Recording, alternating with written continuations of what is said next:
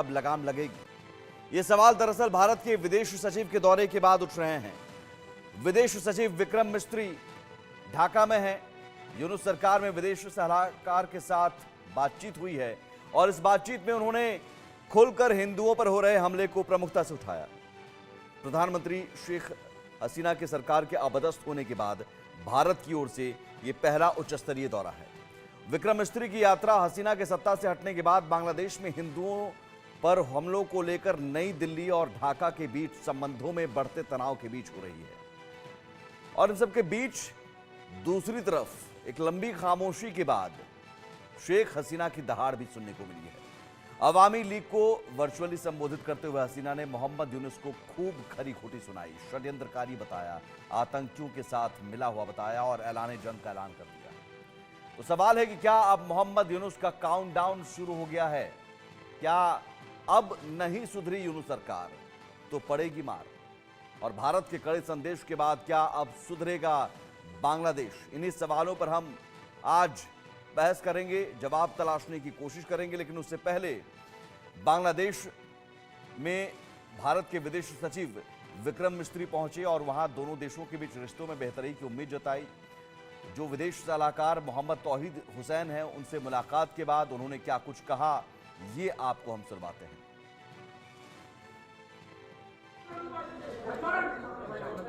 I'm here in Dhaka at the invitation of my Bangladesh colleague, His Excellency Mohammad Jashimuddin, the Foreign Secretary of Bangladesh, for discussions and consultations on the entire gamut of issues in the extremely important bilateral relationship between India and Bangladesh. Since the political changes in Bangladesh in August this year, there has of course been contact between our leaderships. The Prime Minister was the first world leader to greet the Chief Advisor on his assumption of office.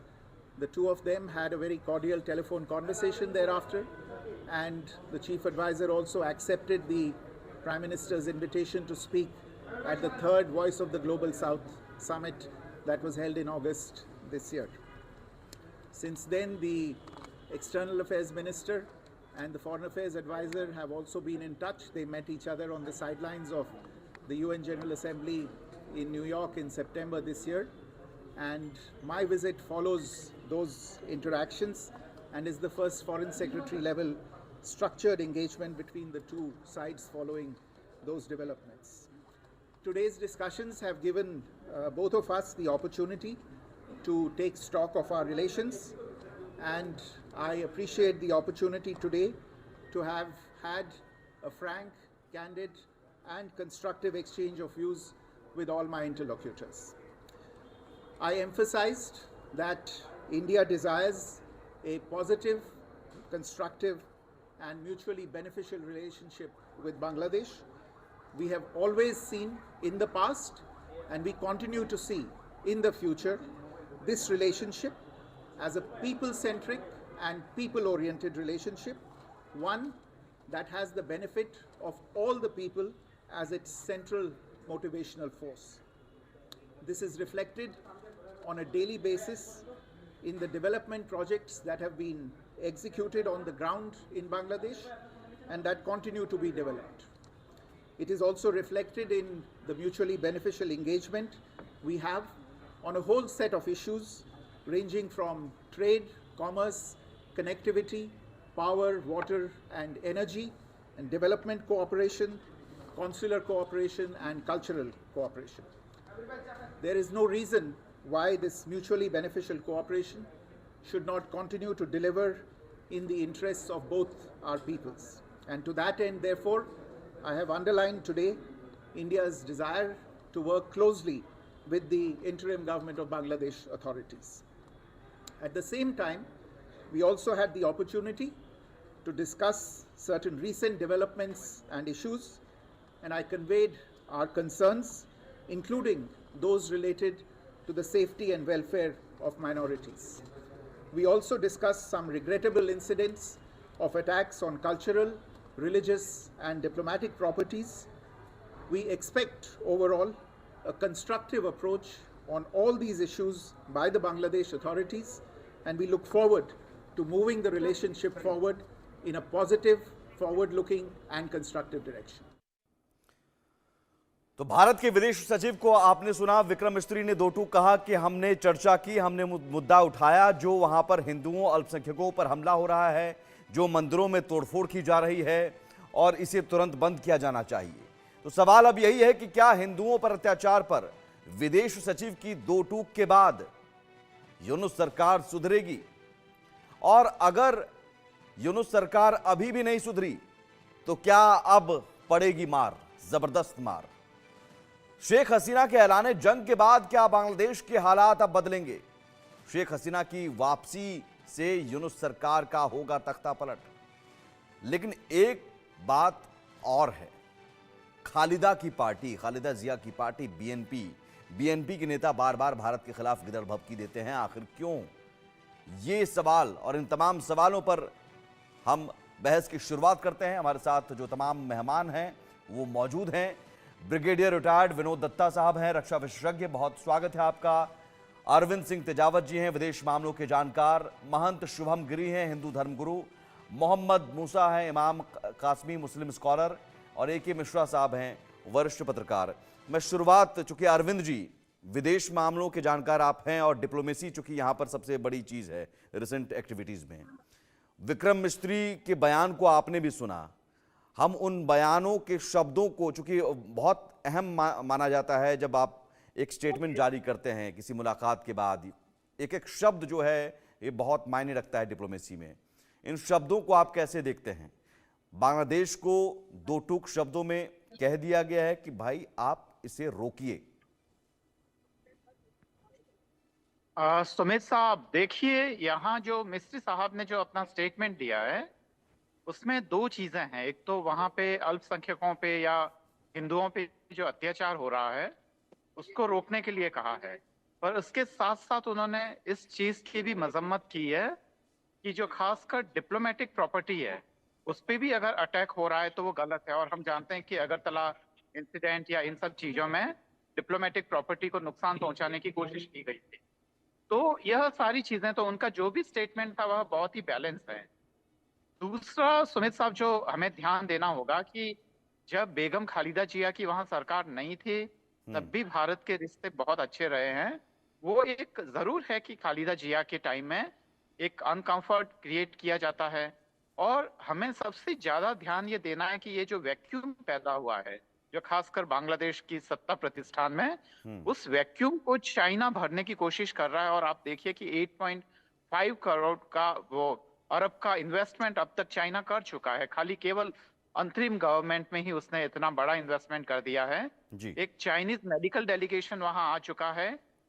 तो China के जो worship हैं वो वहां तक आ चुके हैं और वो बहुत सारी वहां से जानकारियां जुटा के गए हैं। तो हमें बहुत ही सतर्कता से करना पड़ेगा। और एक और जो सुमित साहब, जो हमें खास ध्यान देना है कि जो अवामी लीग का जो स्टूडेंट जो विंग है जिसको अवामी छात्र बोलते हैं, तो वो जो छात्र जो गुट हैं वो अभी अंडरग्राउंड हैं। या कि अवामी लीग के जितने भी बड़े नेता है वो सब या तो छुप गए हैं या कहीं ना कहीं जान बचा के चले गए हैं। तो ऐसी स्थिति में वो लोग भी दरअसल वहां के जो अल्पसंख्यक या हिंदू भाई है उनके साथ मिलकर प्रोटेस्ट में हिस्सा ले रहे हैं, उनकी मदद कर रहे हैं। तो ये सीधा सीधा हिंदू मुस्लिम नहीं है, इसमें बहुत सारे ऐसे मुस्लिम भी हैं जो अवामी लीग से जुड़े हुए हैं।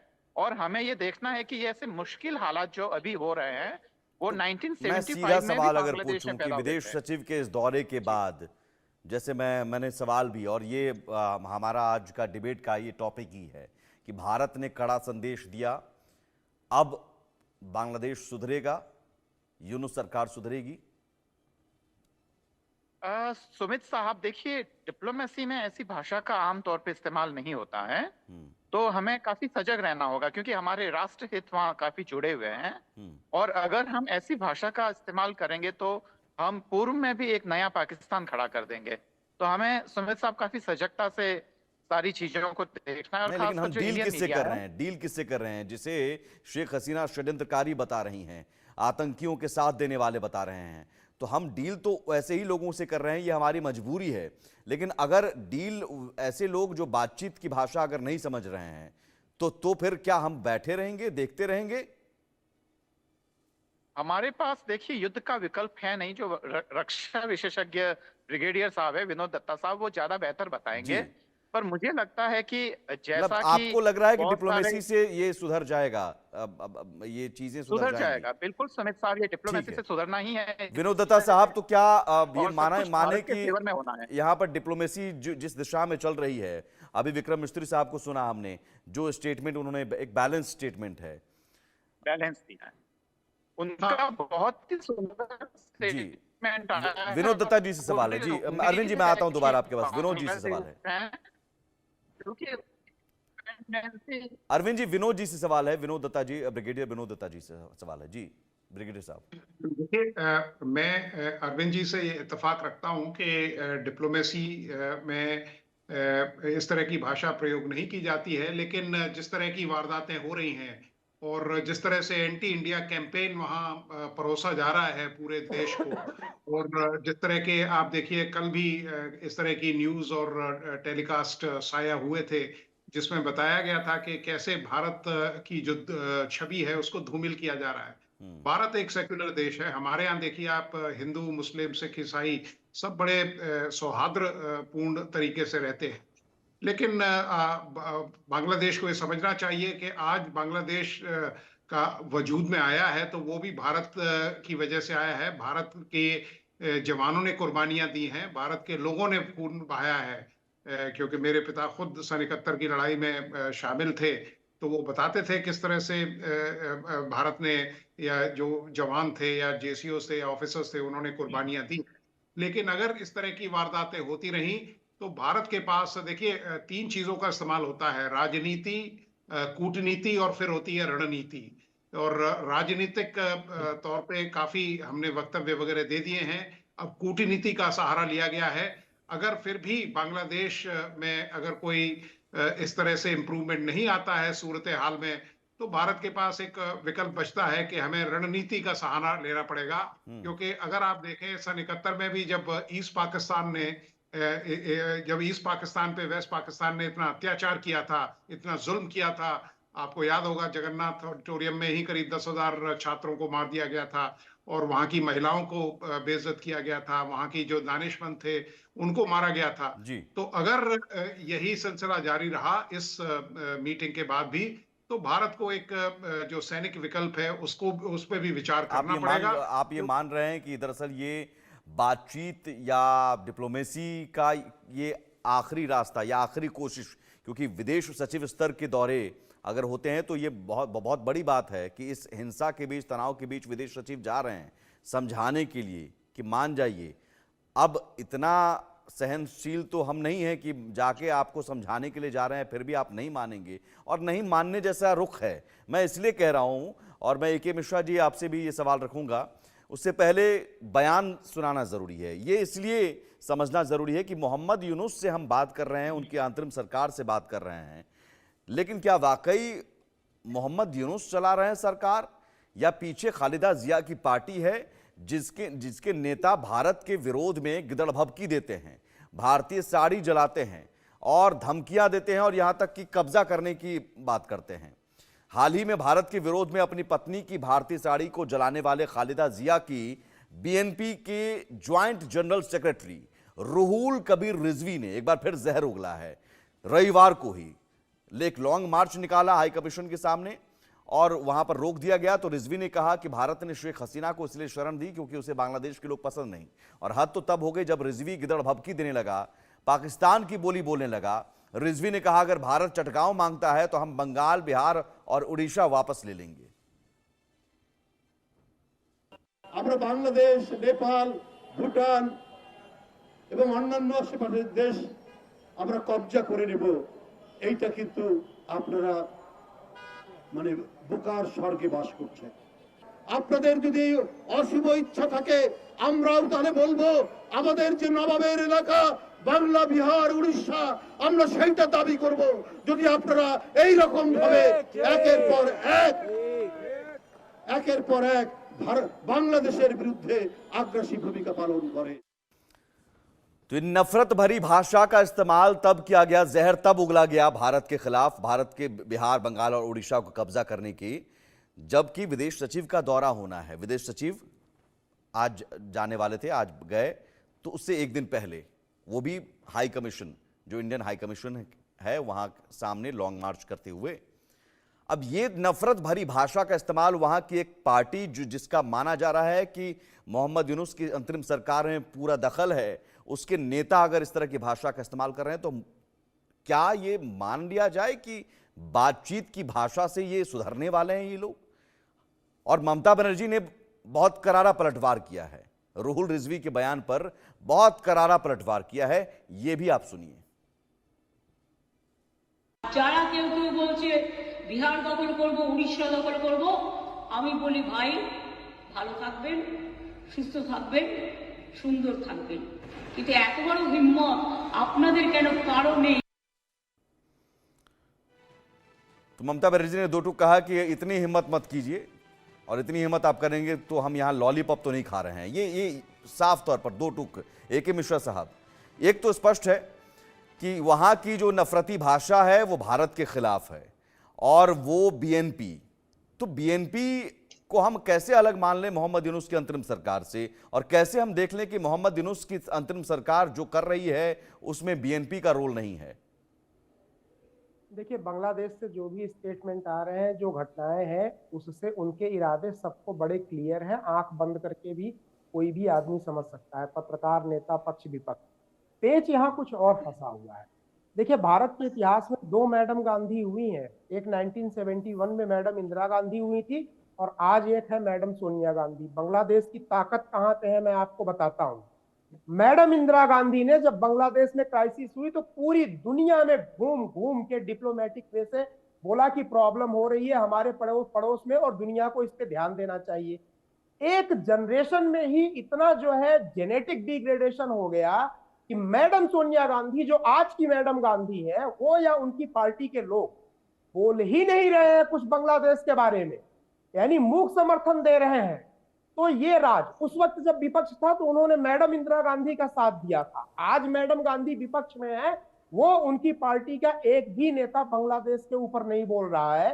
पक्ष में बोले, विपक्ष में बोले, कुछ भी बोले, तो वहां जो उनको ताकत मिल रही है, भाई बांग्लादेश के लिए सबसे बड़ा सहयोगी और सबसे बड़ा थ्रेट या दुश्मन कुछ भी होगा तो वो भारत ही होगा। ये बांग्लादेश के लोग जानते हैं। बांग्लादेश चाइना वगैरह के भरोसे नहीं है, न डरता है। पहला थ्रेट या सहयोग अगर बांग्लादेश को मिलेगा तो भारत से। उनको तो पता है कि भाई भारत में अपना सिस्टम है। इसीलिए चाणक्य ने बोला था कि विदेशी धरती की अगर कोई रानी हो तो उसका पुत्र राजा नहीं बनेगा, राज्य में अधिकार नहीं मांगेगा, ये शर्त रखा था, और ये दुनिया के सामने आ रहा है। अब हम दूसरी इंपॉर्टेंट चीज देखते हैं यहाँ पे। बांग्लादेश में भाई कोई पावर ऑफ ट्रांसफर या जो डेमोक्रेसी होती है इलेक्शन के थ्रू, तो ये यूनुस आए नहीं है। ये तो इन्होंने डिरेल करके जबरदस्ती ये बैठे हुए हैं। तो इंटरनेशनल सोसाइटी में, इंटरनेशनल या ग्लोबल लेवल पे तो ये तो कोई गवर्नमेंट है नहीं, ये गुंडे टाइप के लोग बैठ गए हैं। सामरिक चीज, कूटनीतिक बातें ऐसे ही दुनिया में चलती हैं। इसका मतलब ये नहीं है कि भारत कुछ कर नहीं रहा है। मैं आश्वस्त करना चाहता हूं, ये अपनी ही मौत मारे जाएंगे। बांग्लादेश के लिए अपने सेना की जरूरत नहीं पड़ेगी। आप ये देख लीजिए, बगल में पाकिस्तान है, परमाणु बम रखे हुए हैं ना पिछले 20 सालों से, 20-25 सालों से परमाणु बम मार देंगे, परमाणु बम मार देंगे। तो बांग्लादेश की क्या हैसियत है? एक मिर्ची जहां 5 रुपए की मिल रही हो, अंडा 50-60 रुपए का मिल रहा हो। 31 मार्च की जो क्लोजिंग होती है ना फाइनेंशियल, उसके पहले ही बांग्लादेश की भी क्लोजिंग हो जाएगी। ये बुझने के कगार पे है। नहीं, लेकिन एक बात तो ए.के. मिश्रा जी ये भी है, ए.के. मिश्रा जी, कि कट्टरपंथियों की जो जहरीली सोच है वो ये सब नहीं देखती है कि अर्थव्यवस्था और तमाम चीजें या अनाज, वो तो उसी इस्लामिक जिहाद वाली सोच पर आगे बढ़ने वाली है। अब उसको बर्बाद होना है, सीरिया बर्बाद हो जाए, इराक बर्बाद हो जाए, तालिबान, अफगानिस्तान बर्बाद, उसको बर्बादी से कोई मतलब नहीं, विकास से कोई मतलब नहीं, अर्थव्यवस्था से मतलब नहीं है। हाँ, आपकी बात से मैं सहमत हूँ, लेकिन जब पेट पे आतंकवाद भी चलता है, जब पेट में दाने होते हैं, इसका लाइव एग्जांपल पाकिस्तान है, पहली चीज। दूसरी चीज, अगर ये बूट और गन और बट की भाषा समझेंगे तो उसमें भी भारत का कोई सानी नहीं है। ऐसा कुछ नहीं है कि भारत उन सब चीजों में, भगवान करे वो परिस्थिति ना आए, और भारत भी उन चीजों को अवॉइड तो करना मैं चाहता वही है। समझना इसके लिए चाह तो रहा हूं कि आज हम बातचीत, वो कहते हैं ना, कहावत है कि अब जो बात पहले हम करते हैं तो क्या कहते हैं कि लातों के भूत बातों से नहीं समझें, तो फिर क्या किया जाए। Situation tense but under control of India, अगर नटशेल में बोला जाए, हाँ। Of course situation tense but under control of India. वो चाइना वगैरह इन सब चीजों से उनका कुछ होने वाला नहीं है, उसके बहुत सारे फैक्टर है। ठीक है। और लास्ट मोमेंट पे अगर ऐसी सिचुएशन आएगी तो एवरी कंट्री इज रेडी। ऐसा नहीं है कि हम तैयार नहीं है, उनके लिए तो हमारी पीएसी ही काफी है, मिलिट्री की तो बात ही नहीं है। PAC is more than sufficient for Bangladeshi army and you can say जो वहां टेररिस्ट वगैरह बैठे हुए हैं सत्ता में आकर के। हाँ, ये अच्छी बात है कि आपने विपक्ष को लेकर सवाल पूछा, और सवाल हम लगातार पूछते भी रहते हैं। उसमें कुछ कांग्रेस के प्रवक्ता साहब आते हैं तो उन्हें बुरा भी लग जाता है, लेकिन फिर भी ठीक है, उन सवाल का जवाब तो अभी तक नहीं मिल पाया। लेकिन मुझे लगता है कि जिस मुस्लिम वोट बैंक के चक्कर में अगर वो चुप भी हैं, यहां तो भारत के मुसलमान भी आवाज उठा रहे हैं। मोहम्मद मूसा इमाम कासमी हैं, सहमत होंगे मोहम्मद कासमी साहब, भारत के मुसलमान भी एक सुर में कह रहे हैं कि ये वहां पर कोई मुसलमान अगर जो अत्याचार कर रहा है वो मुसलमान तो हो नहीं सकते। जी बिल्कुल, मुसलमान देखिए, जो बंदा मोमिन है, जिसका अल्लाह के ऊपर ईमान है, रसूल के ऊपर ईमान है, वो इंसानियत के ऊपर होने वाले जुल्म के खिलाफ हमेशा है, हमेशा से और हमेशा रहेगा। कभी भी हिंदुस्तान का मुसलमान कभी भी उसके हिमायत में नहीं जाएगा। किसी भी कंट्री में चले जाएंगे, चाहे वो बांग्लादेश हो या फलस्तीन हो या सीरिया हो, जहां भी इंसानियत के ऊपर जुल्म होगा, उस जुल्म के खिलाफ जरूर है मुसलमान, बंदा मोमिन हर कोई है। जहां तक बात है कि इस वक्त बांग्लादेश में जो हो रहा है, वहां उसके लिए जो है हिंदुस्तानी मुसलमान क्या सोचते हैं, तो मैंने पहले भी कहा कि सिर्फ मुसलमान होने से, मुसलमान सोचने से नहीं होता है। अभी वहां पे आप देखेंगे कि बांग्लादेश में जो हसीना वाजिद की जो स्टूडेंट लीग है, वो भी मुसलमान है। तो वो तो खबरों से पता चलता है कि वो तो वहाँ की जो माइनॉरिटी है उसके साथ मिल के जो है सिचुएशन को अंडर कंट्रोल करने में लगी हुई है। तो सिर्फ इस बात को मुद्दा बनाना और मीडिया में इस बात को उछालना कि भाई जो है वहाँ की जो है मुसलमान, लेकिन एक बात तो कासमी साहब मानते हैं ना, देखिए इस्लाम और एक इस्लाम अलग है और एक इस्लामिक जिहाद अलग है।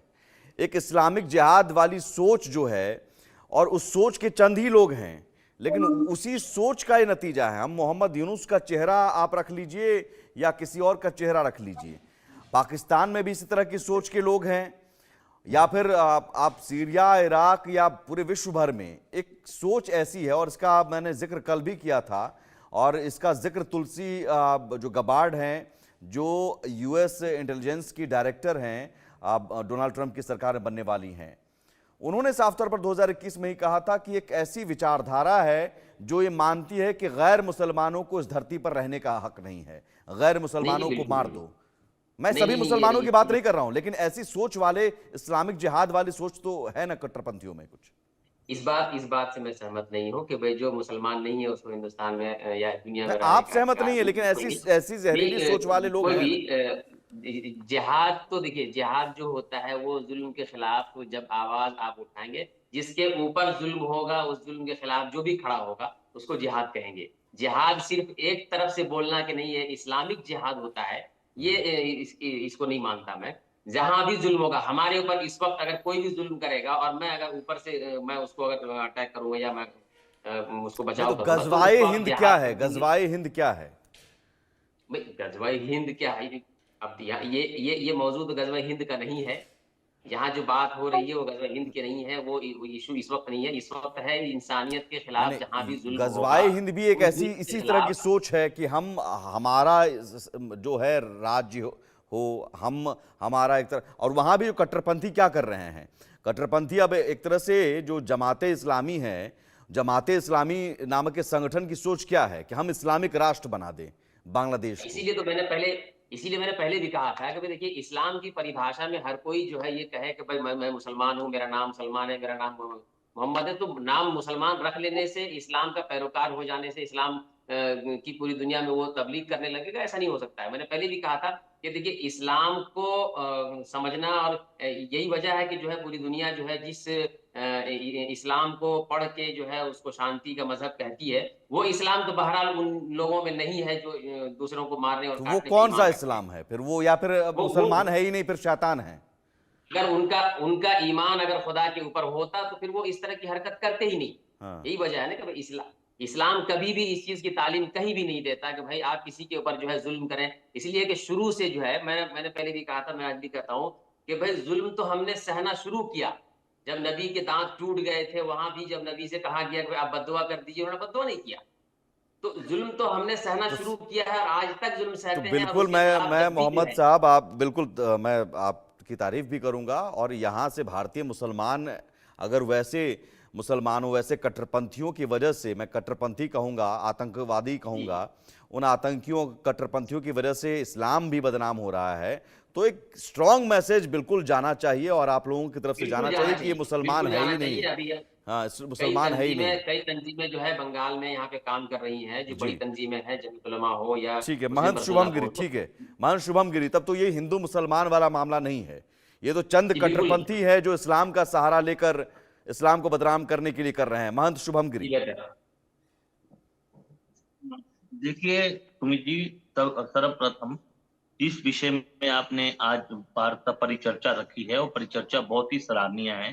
जिस तरह से विदेश मंत्रालय के सचिव मिस्त्री जी बांग्लादेश के दौरे में गए और बांग्लादेश में उन्होंने ये आवाज उठाई कि जो अल्पसंख्यक है उनके ऊपर अत्याचार ना हो, जो वहां पर हिंदू है उनके ऊपर अत्याचार ना हो और मंदिर ना तोड़े।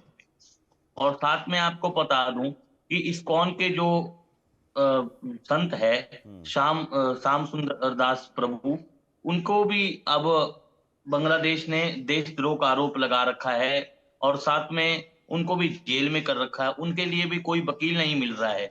उन्होंने भी यही आवाज उठाई थी कि आप हिंदुओं पर अत्याचार ना करें। और यहाँ तक इस्कॉन ने घोषणा कर दी है कि अगर आपको तिलक लगाना है, कंठी माला छोड़े, एक जल से ऐसे जो तिलक लगाते हैं वो तिलक लगाए। लेकिन इस प्रकार की जो घटना है दुर्भाग्यपूर्ण घटना है, इस तरह से मानवता में घटना नहीं होनी चाहिए। क्योंकि बांग्लादेश सन 1971 में श्रीमती इंदिरा गांधी जी के द्वारा और भारतीय सेना के द्वारा वहां का जो युद्ध लड़ा गया और पाकिस्तान से अलग करवाकर जो बांग्लादेश को अलग राष्ट्र बनाया गया, अगर उसे भारत में विलय करते तो कोई दिक्कत नहीं थी। लेकिन आप देखिए ना, विडंबना देखिए वहां के लोगों की, उन लोग कोई समझने वाले लोग नहीं है। उनको तो सीधी बात है, भारतीय सेना को ही तत्काल उसके ऊपर एक्शन लेना पड़ेगा। लेकिन आप देखिए इतने बड़े जो बांग्लादेश के राष्ट्रपिता थे, उनकी मूर्ति को तोड़ दिया।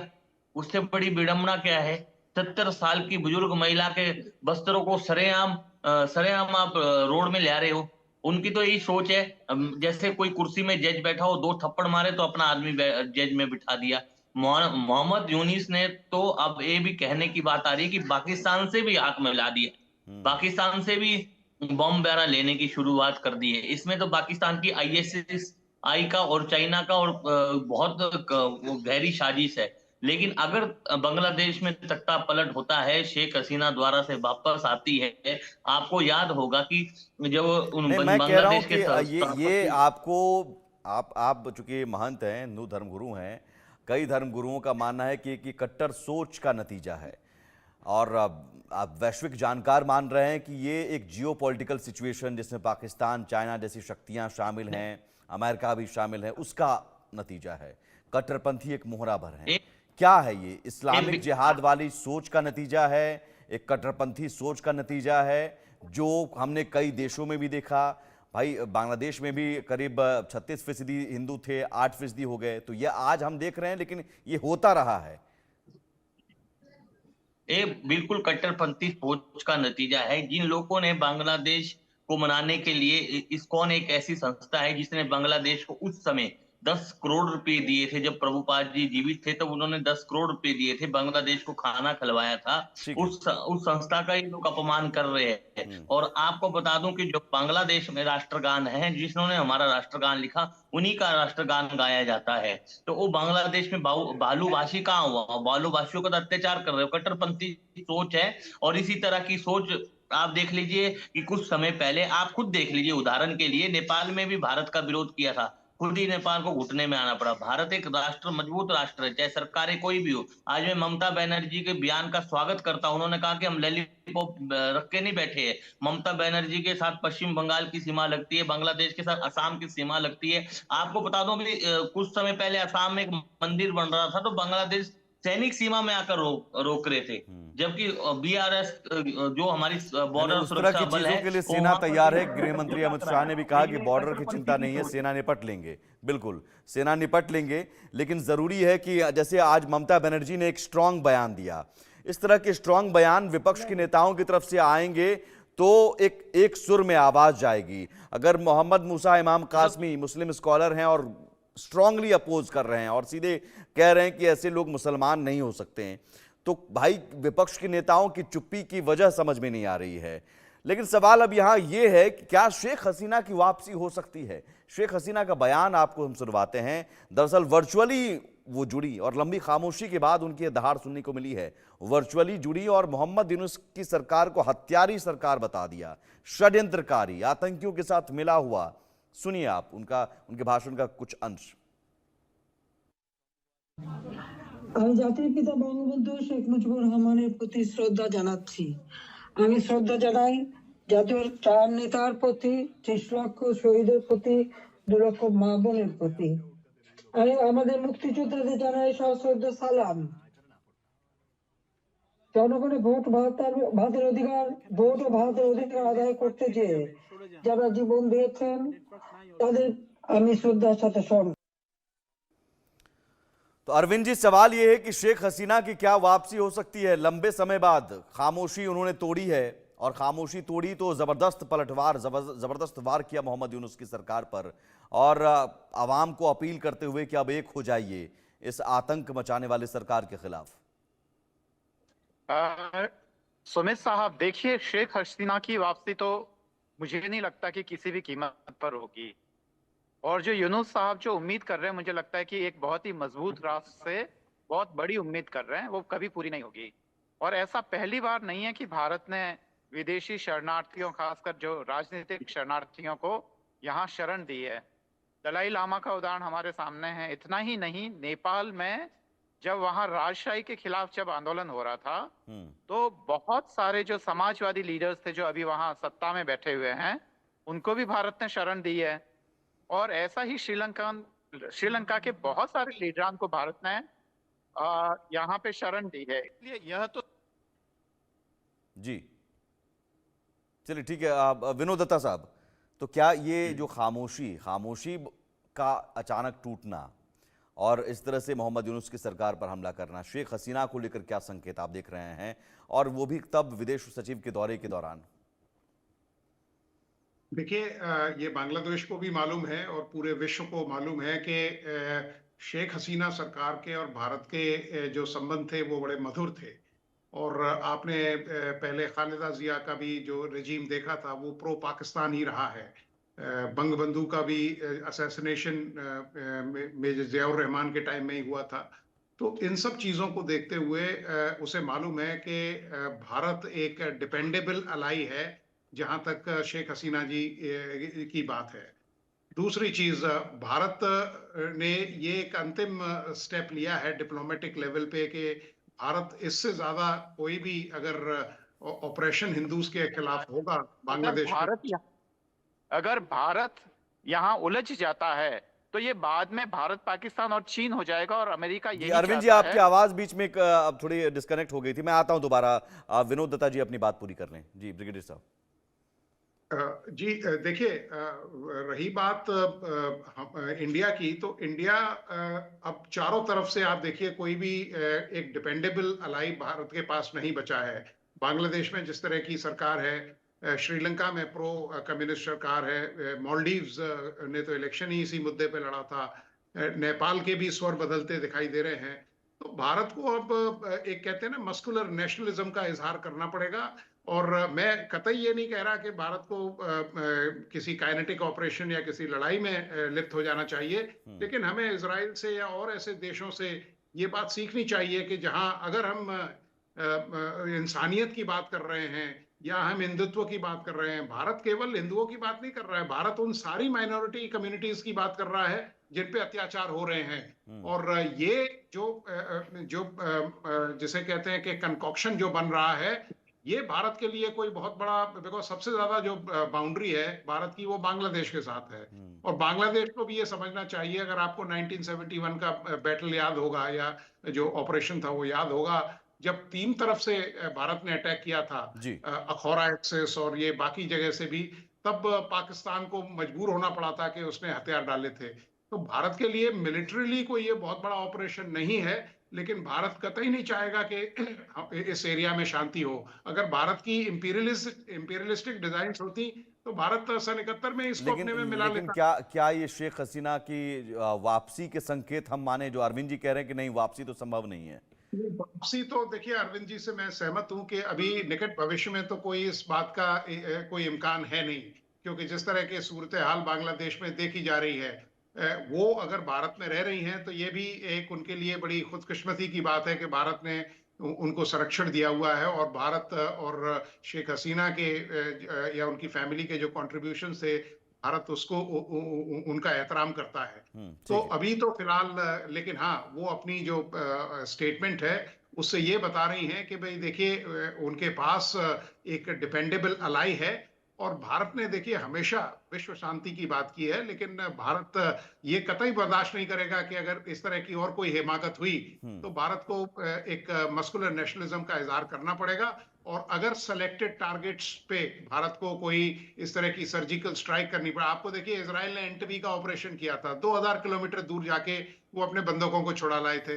तो अगर भारत हिंदुत्व की बात करता है और इस तरह से बिल्कुल हमारे पड़ोस में इस तरह की, आप कह रहे हैं कि जिस तरह से जो इजराइल युद्ध नहीं लड़ता है डायरेक्ट, पहले डायरेक्ट फाइट में नहीं आता है, जो मोसाद है वो मोसाद अब उन कमांडर्स को, उन आतंकी कमांडर्स को, तो आपका इशारा ये है कि जो वहां पर कट्टरपंथी हैं उनको धीरे धीरे निपटा दिया जाए? नहीं, मेरा मतलब ये है कि जो इस तरह के एंटी नेशनल एलिमेंट्स हैं या जो विश्व शांति के लिए एक बहुत खतरा बन चुके हैं, तो इस तरह के जो राक्षस प्रवृत्ति के लोग हैं, उनका खात्मा करने के में कोई खराबी नहीं है। वो कहते हैं ना, यदा यदा ही धर्मस्य। तो आपने सुना होगा कि जब भी इस तरह से किसी धर्म के ऊपर हानि होगी तो फिर ठीक है AK मिश्रा साहब, फिर पेजर अटैक क्या दिक्कत है? नहीं, दो तीन चीजें हैं। देखिए, सबसे पहले ममता बनर्जी ने जो बोला उस पर भारत सरकार को और हम सबको विश्वास नहीं करना चाहिए। ममता बनर्जी ने बंगाल को ही बांग्लादेश बना के रखा है। उनके स्टेटमेंट को देखिए, वो उस तरफ से दहाड़ रहा है और ममता बनर्जी भाई भाई करके बोल रही है। भाई हमने लॉलीपॉप तो नहीं ली है। जब वो घुसेंगे ना तो ममता बनर्जी वाकई में लॉलीपॉप पकड़ा के उनका स्वागत करेंगी। ये उनका इतिहास है। तो भारत सरकार को ममता बनर्जी और ममता बनर्जी के सरकार के पास्ट को देखते हुए विश्वास नहीं करना चाहिए, पहली चीज ये। दूसरी इंपॉर्टेंट चीज मैं आपको बताऊं, ममता बनर्जी के साथ आप विपक्ष को भी जोड़ लीजिए क्योंकि विपक्ष मौन है। दूसरी इंपॉर्टेंट चीज मैं ये बताऊं, ये जितनी भी डेवलपमेंट हुई है, boots on ground, boots and butts on ground, ये इंडिया की कभी स्ट्रेटजी नहीं रही है और इसकी कोई जरूरत भी नहीं पड़ेगी कि हम सेना को वहां पे जो है डालें।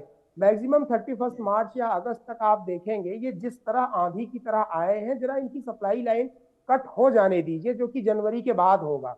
जनवरी के बाद फरवरी मार्च में एक फाइनल मोशन वहां पे होगा और जो इन्वायरमेंट है वहां का, मतलब वहां पे जितने भी बांग्लादेशी हैं, जितनी भी पार्टियां हैं, एक अंदरूनी कलह फाइट चलेगा और वो इन्वायरमेंट अपने आप को ऑटो करेक्ट करेगा। वहां पे ऑटोफैगी, पॉलिटिकल ऑटोफैगी शुरू होगी और भारत डिप्लोमेटिक वे में करता रहेगा। बहुत सारी चीजें हैं, बहुत सारी सप्लाई बंद कर सकते हैं। सिचुएशन इतनी टफ या टेंस वहां पे हो जाएगी और जैसे ही सिचुएशन टफ होगी ना, ये कोई वीर योद्धा नहीं है, ये भाड़े के टट्टू है। इनके पीछे किसी का हाथ है जिसके कारण ये उछल रहे हैं। जैसे ही सिचुएशन टेंस और प्रेशर वाली होती है ना, ये छोड़ के भागेंगे, आप ये मान करके चलिए। तो मैं इसीलिए 100 लेकिन अच्छी बात है आप AK मिश्रा जी, ये तो अच्छी बात है ना कि या फिर विपक्ष को नहीं समझ में आ रहा है। विपक्ष अगर चुप है तो उसे लग रहा है मुसलमान वोट बैंक नाराज हो जाएगा, लेकिन यहाँ तो भारत के मुसलमान खुलकर इसका विरोध कर रहे हैं, विपक्ष नहीं की नहीं, क्या? आपकी बात सही है। भारत का मुसलमान वोट बैंक नाराज हो जाएगा। ऑफ कोर्स बंगाल में ममता बनर्जी की सरकार चलती है, बांग्लादेशी मुसलमानों के वोट बैंक से चलती है। रोहिंग्याओं के बांग्लादेशी जो पूरे देश भर में फैले हैं, कितने न्यूज आती रहती हैं कि उनके आधार कार्ड बना के, ये वोट बैंक तो है ही विपक्ष का। आपकी बात से मैं सहमत हूँ। दूसरी इंपॉर्टेंट चीज, जो हमारे मुसलमान मित्र बैठे हैं, मैं उनका एहतराम करता हूँ। बात चल रही थी गजवाए हिंद वगैरह की। देखिए इस्लाम क्या है ना, कई तरीके के इस्लाम है। मैं आपको बता दूं, पर्सनल मस्जिदों में पढ़ने के लिए, मुसलमानों के बीच में पढ़ने और समझने के लिए अलग इस्लाम है। जब आप इस्लाम के बाहर इस्लाम की प्रेजेंटेशन करते हो तो वो अलग इस्लाम है, वहां पे कुछ और तरीके से प्रेजेंट किया जाता है। इसीलिए गजवाए हिंद पे हमारे मित्र जो बैठे हैं, इन्होंने कुछ बोला नहीं, आपके उस प्रश्न को ये डकार गए, यानी बाईपास कर दिया। तीसरी इंपॉर्टेंट चीज होती है कि सिचुएशन के हिसाब से, आपने खुद बोला कि भाई इनको विकास, गरीबी, इन सब से मतलब नहीं है। आप सीरिया देख लीजिए, अफगान देखिए। प्रैक्टिकल में जो इस्लाम होता है, स्पेशली जहां इस्लाम का शासन नहीं है, बामियान में बुद्ध की मूर्ति उखाड़ दी गई। इंडिया के कितने मोहम्मद कासमी मुसलमानों जुड़े ने, हुए हैं क्या? हाँ, कितने मुसलमानों ने, इंडिया के मुसलमानों ने विरोध किया और बोला कि वो मूर्ति फिर से बनाई जानी चाहिए। ठीक है, आज के डेट में आपने जो कहा, मैं मोहम्मद कासमी अगर जुड़े हुए हैं तो जवाब ले लेता हूं। मोहम्मद कासमी, अच्छा उन्हें जोड़िए। लेकिन ये अब दो चीजें हैं जो तुलसी गबार्ड ने कहा था, जिस पर हमने कल भी बात की थी। मैं इस पर विनोद दत्ता साहब आपसे भी आऊंगा कि चूंकि युद्ध जो है ना, युद्ध हम सैन्य कार्रवाई और तमाम चीजें, इजराइल अभी तक लड़ रहा है 1.5 साल से और हिजबुल्लाह खत्म नहीं हो पाया है, या फिर अब जो वहां पर होती है हमास है, वो उसको कंप्लीट खत्म नहीं कर सकता है, क्योंकि एक वो विचारधारा है। तो इसी तरह की विचारधारा हमारे आसपास भी है, पाकिस्तान में है, वही बांग्लादेश में अब चलकर आ गया है। नहीं, मैं आपको एक तसल्ली बख्श जवाब दे देना चाहता हूँ। हाँ। भारत ने और भारतीय विद्वानों और योद्धाओं ने, हाँ। आप विचारधारा की बात करते हैं साहब, इस धरती से सभ्यताएं खत्म हो गई है। अगर कोई इस गुरूर में रहे कि जी आइडियोलॉजी तो कभी खत्म नहीं होती है, वक्त वक्त का ये फेर है। जिस हिसाब से उम्मत खत्म हो गई पूरी दुनिया से, देखते देखते गधे के सर से सींग जैसे गायब होती है, आइडियोलॉजी को खत्म होने में थोड़ा टाइम लगता है। ठीक है, संघर्ष ज्यादा होता है। ठीक है, लेकिन सभ्यताएं खत्म हो जाती हैं, विचारधारा जिस सभ्यता लेकिन से वो अभी तो ये दौर है, अभी तो ये दौर है, दिख रहा है। अभी दौर है, अभी जो है एक तसद्दुद का दौर है। सीरिया हम देख रहे हैं, दुनिया भर में जितने 52 मुमालिक हैं हम देख। इसीलिए मैंने बोला ना, इस्लाम के कई चेहरे हैं। किस वक्त पे कौन सा चेहरा इनका उभर करके सामने आएगा, इस चीज को समझना बहुत जरूरी है। ठीक है, महंत शुभम जी। देखिए, मैं अरविंद जी को ये याद दिलाना चाहता हूं, जब मोदी जी की सरकार बनी थी 2014 में, तो ममता बनर्जी के साथ प्रधानमंत्री मोदी जी जब वहां बांग्लादेश में गए थे, जब शेख हसीना जी प्रधानमंत्री थी, जब 64 गांव जो भारत में नहीं और बांग्लादेश में, वो गांव उस समय बांग्लादेश को दिए गए, आपको याद होगा सुमित जी। और उसके बाद भी एक समझौता हुआ था कि ढाका से जो त्रिपुरा अगरतला तक बंगाल से जो बस जाएगी, जो बांग्लादेश बॉर्डर होकर जाएगी, क्योंकि जल्दी पहुंचेगी, क्योंकि 3 दिन लग जाते थे उस बस को कलकत्ता से अगरतला जाने के लिए। और मान लो हर जगह जहां पर नॉर्थ ईस्ट के जो क्षेत्र है। साथ में आपको ये याद दिलाता हूँ, जो ढाका जो शहर है, वो माँ ढाकेश्वरी जो मंदिर है उसके नाम से प्रसिद्ध है, क्योंकि 51 शक्ति पीठों में ढाकेश्वरी माता का मंदिर आता है। और साथ में इस तरह से जो बांग्लादेश में हो रहा है, मानवता की खतरे की घंटी तो बज चुकी है, लेकिन ऐसी घटना बहुत दुर्भाग्यपूर्ण है। अगर भारत के मुस्लिम एक है, तो भारत के मुस्लिम जो मौलवी है, जो असरुद्दीन ओवैसी जैसे लोग हैं, वो भी प्रत्यक्ष प्रमाण करे, वो भी बोले कि बांग्लादेश में गलत हो रहा है। जब वो जय फिलिप्पिन बोल सकते हैं, जब लोकतंत्र में जो शपथ लेते हैं, जब वो जय फिलिप्पिन बोल सकते हैं, तो बांग्लादेश के लिए बोलिए गलत हो रहा है बांग्लादेश में। इल्तिजा मुफ्ती को हिंदुत्व पर ज्ञान देना होता है, हिंदुत्व को बीमारी बताना होता है, लेकिन इस मुद्दे पर तो मैं वही समझना चाह रहा हूँ मिश्रा जी, आप बार बार कह रहे हैं, भारत के मुसलमान अगर कह रहे हैं कि भाई हम खिलाफ हैं, तो किस बात का डर है कि इन नेताओं का मुंह नहीं खुल रहा है?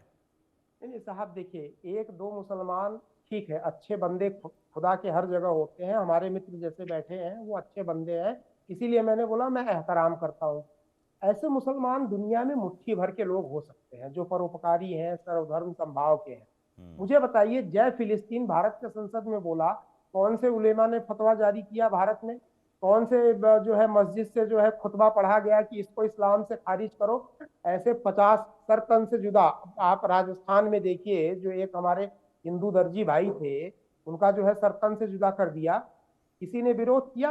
किसी ने कोई फतवा दिया कि इस आदमी को इस्लाम से बाहर करो, और जब ये आदमी मरेगा तो इसको यहाँ भारत के किसी भी कब्र में जगह नहीं, कब्रिस्तान में जगह नहीं दी जाएगी? मैंने इसीलिए बोला कि इस्लाम के कई चेहरे हैं, और कौन सा चेहरा आपके सामने किस समय आएगा, इस चीज को समझना अपने आप में एक बहुत बड़ा मोहम्मद गफलत है। कासमी जुड़े नहीं है, मैं जरूर उनसे जवाब लेता। आप डिबेट में जो मौलाना बैठते हैं, मैं मान लेता हूँ 1% 2% अच्छे हैं, लेकिन इनकी भी मजबूरियां हैं। ये तो खुद ही इस्लाम से खारिज हो जाएंगे। जो मकड़जाल वहां पे बना हुआ है, मैं मानता हूँ भाई मोहम्मद साहब ने, इनके जो खलीफा वगैरह रहे होंगे, उन्होंने बड़ी अच्छी चीजें की हैं, लेकिन सुन्नत ये उसी चीज पे करेंगे। किसी काफिर की गर्दन काटना है, 3 तलाक करना है, इन्हीं चीजों को सुन्नत मानेंगे। किसी गैर इस्लामिक चीज को, आदमी को मदद करना, किसी मुल्क को सत्य के लिए बोलना, अगर वो गैर इस्लाम, ना ना ना ना साहब, ये कभी तारीफ कर ही नहीं सकते हैं। और अगर नहीं कोई काफिर मिलेगा तो आपस में ही एक दूसरे को काफिर डिक्लेयर कर देंगे। शिया सुन्नी को सुन्नी, अहमदिया को अहमदिया, अंसार को जी तुम काफिर हो। लेकिन ये फितरत तो, है जी ये तो फिर विनोद दत्ता साहब, ये तो आप रक्षा विशेषज्ञ हैं, और युद्ध की रणनीति जो बनाई जाती है किसी दुश्मन, प्रत्यक्ष दुश्मन के खिलाफ बनाई जाती है। अब यहां दुश्मन प्रत्यक्ष नहीं है, बल्कि एक सोच है, एक जहरीली सोच है, जो आप जगह बांग्लादेश कभी देख लीजिए, कभी पाकिस्तान देख लीजिए, कभी किसी और देश को मान लीजिए, तो ये युद्ध अपने आप में लड़ना बड़ा टफ है।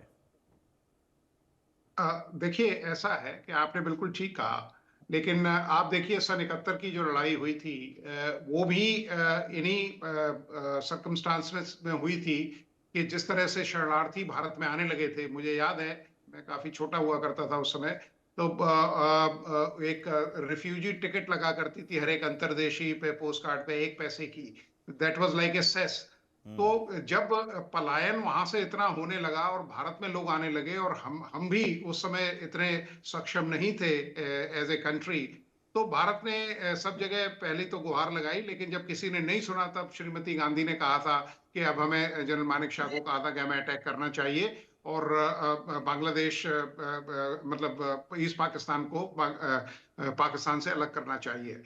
अगर देखिए, भारत की संप्रभुता, भारत की इंटेग्रिटी, भारत की सॉवरेनिटी के ऊपर अगर कोई अटैक होगा, तो भारत को कोई गुरेज नहीं होना चाहिए, कि चाहे वो मिलिट्री ऑपरेशन हो, चाहे वो ओवर्ट ऑपरेशन हो, चाहे वो ओवर्ट ऑपरेशन हो, क्योंकि रणनीति में भी कई तरह की कलाएं हैं जिनको फॉलो किया जाता है। और क्योंकि हमारे एनएसए जो है बड़े काबिल और बड़े बहुत ही मतलब कहते हैं कि बड़े ब्रिलियंट और इंटेलिजेंट और गैलेंट ऑफिसर हैं, उन्होंने खुद इस तरह के कई ऑपरेशंस को अंजाम दिया है। तो अगर इस तरह के लोगों को ऐसे भी ऑपरेशंस हमें करने पड़े, तो भारत के लिए कोई बहुत बड़ी बात नहीं है, और भारत को करना चाहिए, क्योंकि देखिए, राष्ट्र प्रथम है, देश सर्वोपरि। आप कह रहे हैं कि अब एक्शन का टाइम आ गया है। अब ये ठीक है, हम बातचीत से अगर नहीं सुधरा, अब अगर ये अब ये विदेश सचिव हमारे जा रहे हैं और समझा रहे हैं, तब भी नहीं समझ में आया, तो फिर हम ये तो बहुत इंतजार करना अब मुझे लगता है कि सही नहीं है। इतना पानी सर से गुजर चुका है। बिल्कुल, देखिए, ये बात बिल्कुल आपने सही कही है। कहते हैं ना कि जुल्म करता है जमाना और हम शर्माए जाते हैं, क्योंकि भारत ने काफी लीवरेज दिया है। और अगर बांग्लादेश को ये समझ में नहीं आता है, और यहाँ हमारे जो अभी प्रवक्ता बोल रहे थे, उनसे बात से भी मैं सहमत हूँ कि जब इकोनॉमिक सैंक्शंस भारत लगाएगा, क्योंकि बांग्लादेश की जो इकोनॉमी है वो भारत पे बहुत ज्यादा डिपेंडेंट है। भारत ने उसकी मदद की है, और एक स्टेज ऐसी थी जब बांग्लादेश की इकोनॉमी की जो ग्रोथ थी वो भारत से बेहतर थी, और भारत इस बात को लेकर खुश होता था। हम कई जगह इसके उदाहरण दिया करते थे, और कई लोग इस तरह के उदाहरण दिया करते थे। तो भारत ने तो हमेशा नेबरहुड फर्स्ट पॉलिसी को अपनाया है, लेकिन ये जो रवैया बांग्लादेश अपना रहा है, ये बिल्कुल न काबिले